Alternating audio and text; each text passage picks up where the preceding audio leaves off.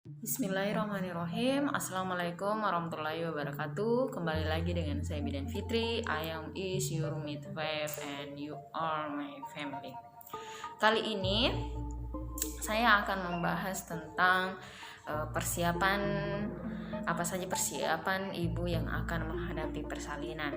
Tapi sebelum itu, mulai pada video ini dan video berikutnya, saya kemungkinan akan terus memakai masker untuk mengingatkan kita semua bahwa memakai masker itu wajib hukumnya, dan mengingat era sekarang kita berdampingan dengan COVID-19. Oke, baiklah, ini dia videonya. Ada 3 hal yang perlu dipersiapkan oleh ibu yang akan bersalin. Yang pertama, mental.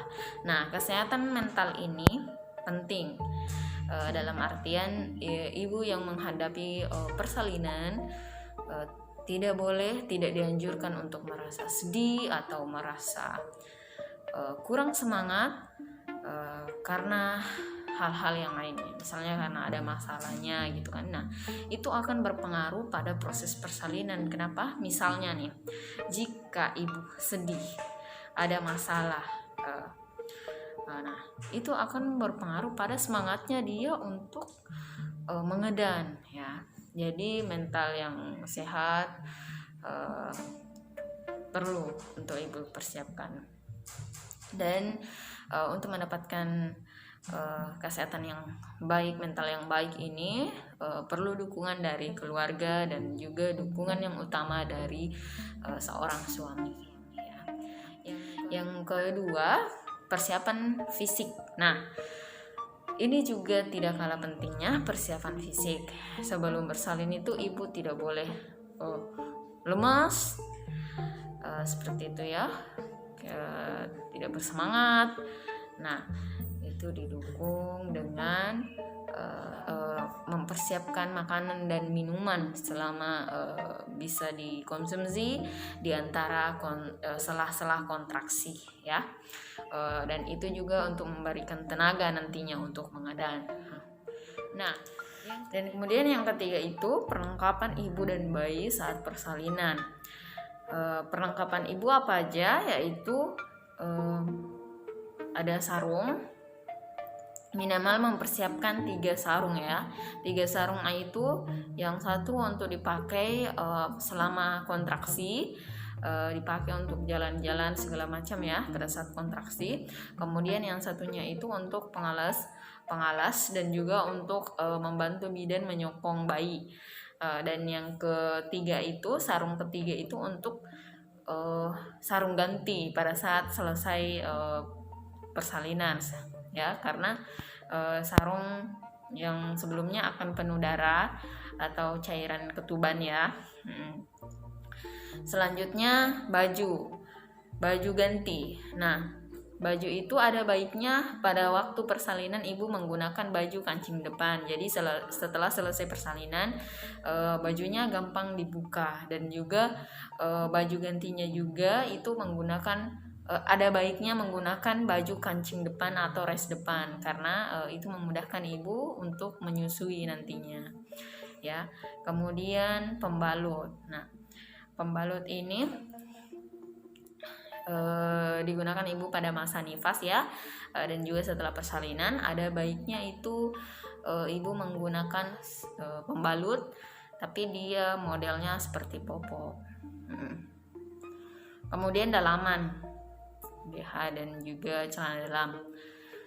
Kemudian peralatan mandi seperti sabun, sampo, sikat gigi, pasta gigi ya, cuci muka, dan juga handuk. Kemudian ikat rambut. Nah, ikat rambut ini kalau ibunya punya rambut panjang ya, nah itu sangat membantu sekali saat persalinan, karena biar ibunya tidak gerah, karena waktu persalinan itu akan banyak mengeluarkan tenaga juga dan bikin kayak gerah gitu ya, kepanasan. Selanjutnya kantong plastik besar atau kantong kresek. Nah, apa fungsinya ini? Ini untuk digunakan menampung plasenta. plasenta yang sudah keluar nanti kan ditaruh di itu, dan juga baju-baju kotor yang penuh darah atau cairan ketuban, nah ditaruh semua dalam satu kantong plastik itu. Selanjutnya alat make up jika mau ya, biar ibunya setelah masuk ruangan nifas ya, alat make up sederhana aja, cukup lipstick dan juga bedak biar ibunya tidak terlalu tampak pucat ya.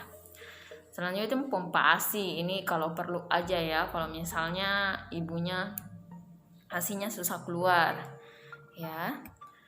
Itu habis itu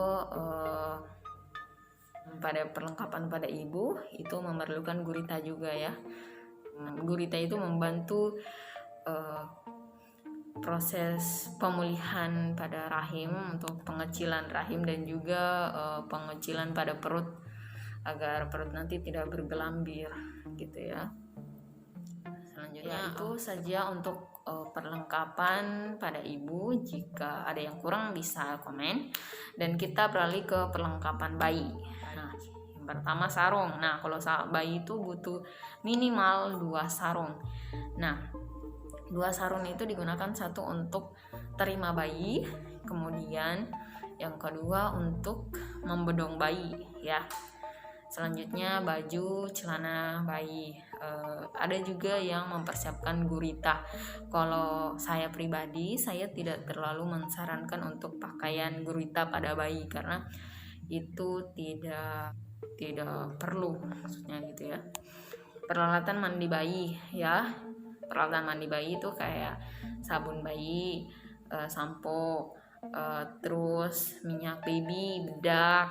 Sebenarnya bedak sih tidak terlalu dianjurkan juga ya, karena apalagi menggunakan bedak pada daerah kemaluan ya, itu apalagi kalau untuk kemaluan perempuan, nah itu bisa berpotensi masuk pada daerah kemaluan. Terus baby oil ya, minyak baby. Selanjutnya ada penutup kepala dan juga penutup kaos tangan ya, kaos tangan dan kaki bayi. Selanjutnya bisa juga mempersiapkan popo, tapi popo yang paling kecil ya.